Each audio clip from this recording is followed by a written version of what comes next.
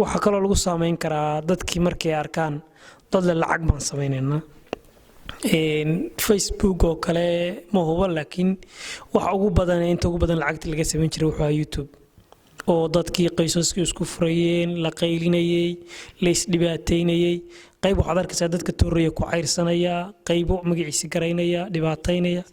waxyaabo badan oo khalad ay u sameynayaan si ay lacag u helaan marka isaga laftarkiisa waxa laga yaabaa inuu dambiyo badan soo siyaadiyo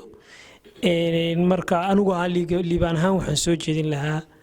dawladda Puntland iyo dawladda Soomaaliyeedba in ay hirgeliso oo la xoojiyo shuruucda oo sharciyo loo sameeyo dhibaatooyin badan baa ka dhaxdhaca familiyada qayb waxaad arkaysaa oo TikTok baa lagu furay waxaad arkaysaa carruur badan iyo waalid iswaayay waxaad arkaysaa kuwa dhibaatooyin u gaadhay oo ama iyagoo wax magaciisa garaynaya qoysaska ay ku burbureen si khaldan in badan u raadinayaan shaqo la'aanta marka wax badan bay ku keenaysaa qofkii maadaama uu duruufaysan yahay in duruuftiisii si meelahan aad uga bixi kartaa marka anu ma qabo de waxaan dhalinyaradu hadda ay aaminsan yihiin ee maalinta ajirka in aad Facebook soo gashay YouTube soo gashid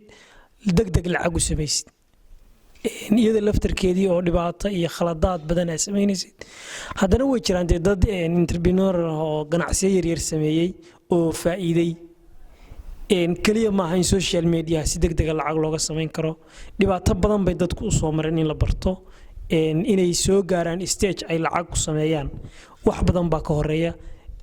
qofkii marka horeyso waxa la in wixii aqoon u leeyahay iyo khibrad